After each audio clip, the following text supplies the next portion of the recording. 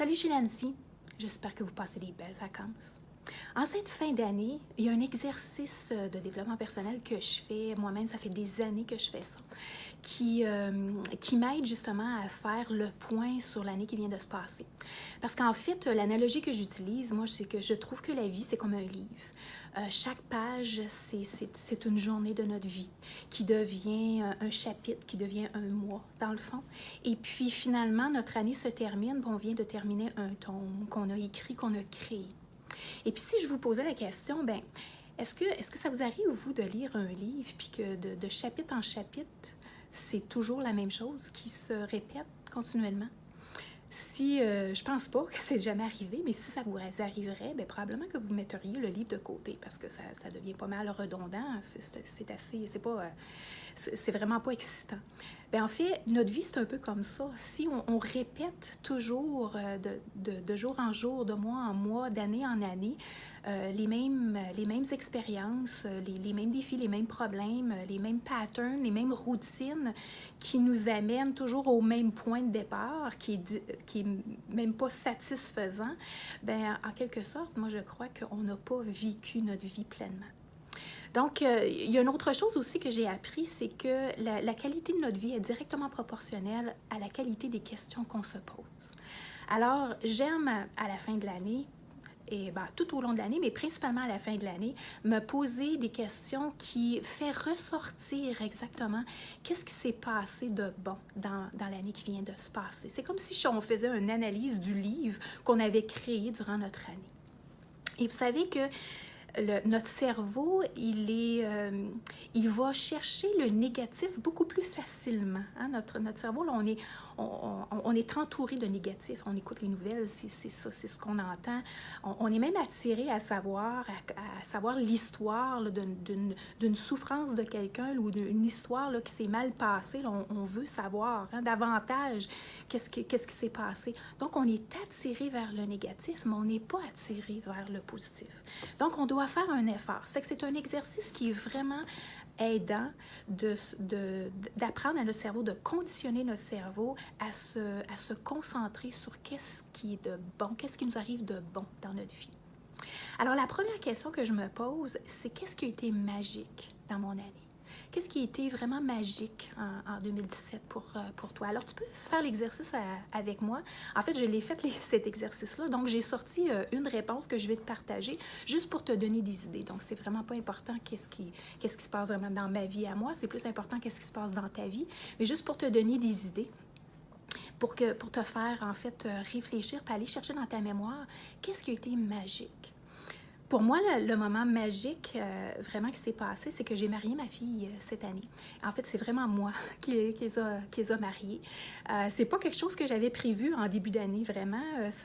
L'opportunité s'est présentée, puis j'ai trouvé ça vraiment quelque chose que je pouvais... Parce qu'en fait, on peut marier, à moins qu'on ait une licence quelconque, là, mais on peut marier quelqu'un une fois. Alors, j'ai pris l'opportunité, puis c'était vraiment, vraiment un moment que j'ai adoré, que j'ai vraiment chéri. Et je pense que je vais garder ça en mémoire le restant de mes jours. Donc, c'était un moment magique pour moi. Une deuxième question que je me pose, c'est de quoi j'ai été le plus fière? Parce que la fierté, c'est un sentiment qui nous remémore, en fait, qui aide à solidifier notre estime de soi. La fierté. Et ce que j'ai été le plus fière cette année, c'est que j'ai réussi à me choisir davantage parce que je suis une personne qui va plaire aux autres beaucoup, qui va dire oui pour plaire aux autres. Et je me suis surprise à plusieurs occasions de dire non. Vraiment, même quand les opportunités me sentaient très, très bonnes, que ce soit au niveau monétaire, que ce soit au niveau... carrière, non, je me suis choisie, j'ai vraiment fait des choix qui étaient basés sur est-ce que c'est bon pour moi? Et donc, je suis vraiment fière de ça. Une autre question que je me pose, c'est qu'est-ce que j'ai réussi à accomplir? Parce qu'en fait, l'accomplissement pour moi, c'est une valeur qui est importante. C'est une valeur qui est qui est haute dans mon échelle des valeurs. Puis, ce que j'ai accompli cette année, c'est un livre. J'ai sorti un livre en français et en anglais. Donc, juste ici, là, à côté de moi, Briser la chaîne, ou en anglais, c'est Breaking Limiting Patterns. Donc, j'ai été vraiment fière de ça. Et puis, cette année, bien, je vais avoir un autre objectif basé là-dessus, là, mais vraiment, j'ai été fière d'écrire ce livre-là. En fait, que je croyais que je n'étais pas capable d'écrire parce que, pour X raisons, j'avais des croyances. Et en fait, j'ai écrit ce livre-là en 24 heures. Parce qu'en fait, lorsque j'ai défait toutes les mauvaises croyances que j'avais par rapport à moi, je suis qui, moi, pour écrire un livre, bien, en fait, ça s'est juste débloqué. J'étais allée m'enfermer dans une chambre d'hôtel. J'ai commencé un vendredi après-midi, puis le dimanche, mon livre était écrit. Donc, oui, c'est un accomplissement que je suis aussi fière. Et à travers nos expériences, à travers notre année, ben moi, je crois, j'ai la conviction qu'on est des enseignants en même temps qu'on est des étudiants en perpétuité. Donc, parce qu'on apprend continuellement de nos expériences. Alors, je me pose la question, qu'est-ce que j'ai appris en particulier cette année? Et j'ai appris principalement le lâcher-prise, me libérer de plein de choses. Puis, tu sais, ça fait des années que je travaille sur moi. Puis encore cette année, j'ai eu l'occasion de participer à une retraite avec François Lémé. C'était une retraite de 4 jours de silence où est-ce que vraiment, là, tu étais avec tes pensées, avec toi-même. Il y avait beaucoup d'introspection. Et pendant ce séjour-là de 4 jours, je me suis libérée de 21 choses que j'avais en moi. 21, que ce soit des émotions, que ce soit des croyances limitantes, peu importe, là, 21 choses que je me suis libérée. Donc, le lâcher-prise, là, ça a vraiment été quelque chose que j'ai appris à faire durant mon année 2017. Et l'autre question que je me pose, c'est qu'est-ce que j'aimerais reproduire? Parce qu'en fait, il y a toujours quelque chose qui a été plaisant, puis qu'on veut garder, hein, que ce soit une routine, que ce soit quelque chose qu'on a développé, qu'on voudrait répéter dans les années subséquentes. Puis moi, c'est des rituels. Je me suis développé des rituels matinales qui font en sorte que je me suis conditionnée à être capable vraiment de gérer mes émotions, mes sentiments lorsque des situations à défi se présentent dans ma vie. Parce qu'en fait, c'est pas parce qu'on fait du développement personnel que notre vie est parfaite, là. Ma vie n'est pas plus parfaite que la vôtre, que ce soit dans n'importe quel aspect de la vie. Il y a plein de choses que je peux pas contrôler et qui m'arrivent, puis que je dois tout simplement répondre à ce qui vient de se passer. Mais la différence entre moi avant puis moi maintenant, c'est que mes émotions, je suis capable de les reconnaître rapidement, puis je suis capable de reconnaître qu'est-ce qui fait que je vis cette émotion-là, puis je passe par-dessus rapidement pour être capable d'aller rechercher l'émotion positive qui va me faire trouver la solution pour passer à travers le défi que je suis en train de vivre. Alors, donc, de développer des routines pour conditionner mon quotidien, là, c'était vraiment quelque chose que je veux continuer à faire d'année après année. Et ensuite de ça, bien, comme je vous ai dit, dans notre année, on a des choses positives, on a des bons coups, puis on a aussi des expériences qui nous ont amené à des défis. Et moi, mon défi, donc la question à vous poser, c'est quels sont les défis que vous avez eus cette année? Les défis que j'ai eus cette année, en principe, encore là, que je n'ai pas contrôlé, que je n'ai pas, j'ai pas eu cet objectif-là en début d'année, c'est que j'ai eu du roulement de personnel. Donc, oui, je suis en entreprise, puis on a quand même pas mal de membres à notre équipe. Et puis, oui, cette année, beaucoup plus que d'habitude, on dirait qu'il y a eu comme une vague de changement. Puis quand je parle de vague de changement, ce n'est pas des gens qui étaient 1 an ou 2 ans avec nous, c'est des gens qui étaient 15 ans, 15, 16, 17 ans avec nous. Et puis qui ont décidé pour X raisons, donc c'était un nouveau départ, c'était un choix qui était vraiment personnel à eux. C'était bien correct aussi, là, ça faisait partie de leur cheminement, parce qu'en fait, tout le monde est responsable de leur vie et leur carrière. Mais en fait, c'était quand même un défi parce que je m'en attendais pas. Comme je vous ai dit, je n'avais pas planifié ça en début d'année. Alors, ça m'a pris un petit peu par surprise. Et puis, vraiment, il a fallu que je me retourne... je me recadre assez rapidement, puis que ça nous a permis de restructurer. En fait, l'autre question qui suit le défi, c'est qu'est-ce que j'ai appris? Parce que une chose que j'ai appris à travers les expériences, c'est qu'à travers n'importe quelle expérience, même si on a tendance à l'interpréter comme mauvaise, Moi, je ne crois pas qu'il y a des mauvaises expériences. Il y a des expériences qui ne sont pas le fun à vivre sur le moment. Ça, j'en conclus.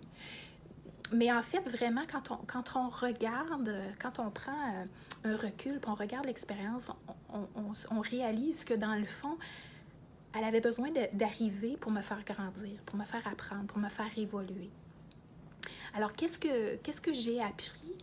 En fait, j'ai appris que j'étais capable de trouver des solutions pour continuer à avancer. C'est ça que ça m'a appris. Donc, ça m'a donné confiance, puis ça l'a fait éloigner la peur de perdre, la peur de tout d'un coup que quelque chose arrive, la peur que tout d'un coup que j'ai plus le contrôle de.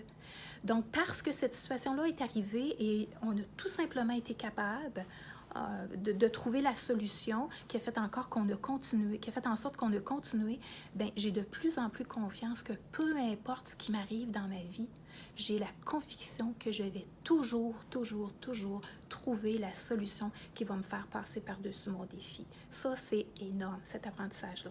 Si vous avez cette conviction-là une fois là, dans votre vie, là, lorsque vous allez avoir cette conviction-là, là, vous allez voir que la pression là, qui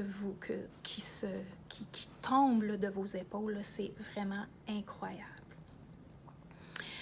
Et puis, l'autre question que je vais poser aussi, que je me pose aussi en même temps, c'est que qu'est-ce que je veux, autant ce que je veux transporter d'une année à une autre, qu'est-ce que je veux plus transporter d'une année à une autre.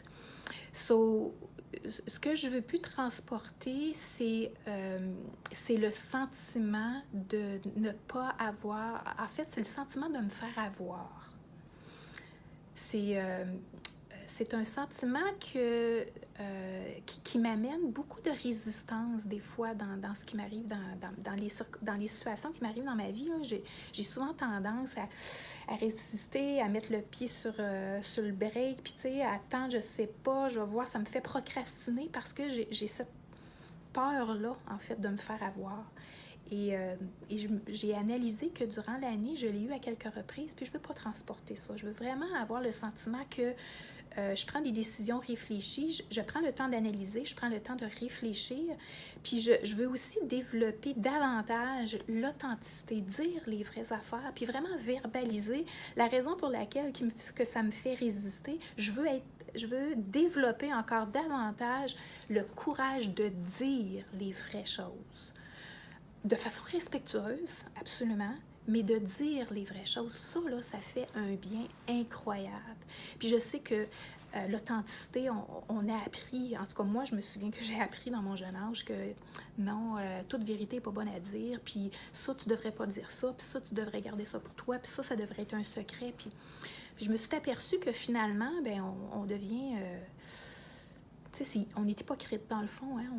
On a notre jeu dans notre manche, puis ça s'arrête là. En tout cas, moi, je trouve que ça fait quelques années que je le développe, ça fait quelques années que je l'applique, l'authenticité, et de plus en plus, ça me sert dans ma vie. Donc, c'est ce que c'est ce que je veux. Donc, je veux plus transporter le sentiment de me faire avoir, mais je veux plus transporter le sentiment de l'authenticité. Alors, donc, c'est les questions que je me pose, c'est les questions que je pose à mes clients aussi. Alors, c'est les questions que je t'invite à te poser, qui vont te permettre de faire ressortir le bon des expériences que tu as vécues dans l'année qui se termine bientôt et qui va t'amener à une prochaine année. Je vais faire une nouvelle capsule sur les nouvelles résolutions, hein, parce que c'est l'habitude qu'on a hein, de se faire des nouvelles résolutions à chaque année. Alors, je vais t'en parler de ça. Alors, d'ici là, je te souhaite de passer du bon temps en famille. Prends soin de toi, beaucoup de repos. C'est important de penser à toi. À la prochaine.